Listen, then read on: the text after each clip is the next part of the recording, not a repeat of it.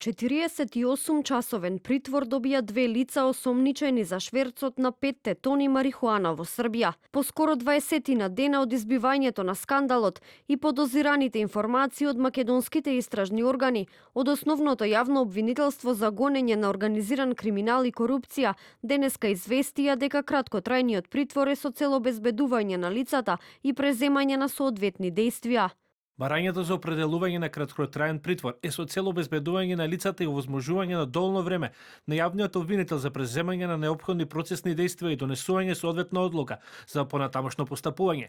Во вакви случаи, особено кога се работи за предмет со поголема сложеност, како и предмети со меѓународен карактер, временските рокови често се ограничени, што ја оправдува примената на оваа мерка. Информацијата од обвинителството следува откако премиерот Христијан Мицкоски во текот на денот навести дека сепак има приведени лица и дека целата операција се проширува. Тврдите ли дали марихуаната случила од земјава или не и тоа не била правилно третирана зашто се уште нема никој приведен? Па не би рекол дека нема никој приведен, но да бидеме трпеливи.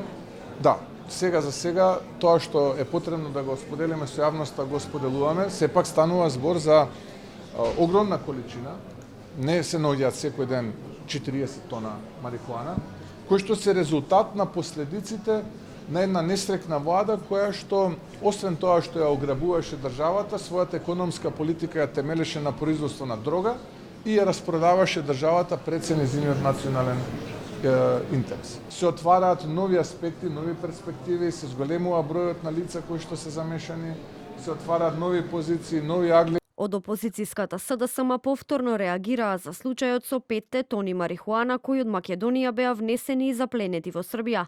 Велат дека власта се обидува да го скрие скандалот. Како може да нема одговорност од никој за шверц на огромна количина дрога, вредна од околу 40 милиони евра? Може само ако скандалот води до врва на власта, која што се обидува да го заташка, и тоа веќе на сите им е јасно. Се обидува и со дефокус на наводни 40 тони заплената нелегална марихуана да побегнат од одговорност и уште повеќе се заглавија. Ако се произвела марихуаната на површина од речиси 40 фудбалски стадиони, наводно нелегално, вината е исто така во врва на владата и институциите кои ги води тендер коалицијата ВМРО Знам. За 5 тони марихуана, српските истражни органи покренаа истрага против 5 осомничени. На тројца им определија притвор, еден е во бегство. Во меѓувреме, македонската влада даде зелено светло да се проверат сите фабрики кои имаат дозвола за одгледување и производство на медицински канабис, откако во земјава беа запленети над 40 тони марихуана. Според последните информации на Министерството за здравство, во Македонија има 43 правни субјекти со лиценца. На 14 им е одземена лиценцата, а за 4 се води постапка. За заплената на 40 тони марихуана на домашен терен се уште нема информации за приведени или повикани на разговор.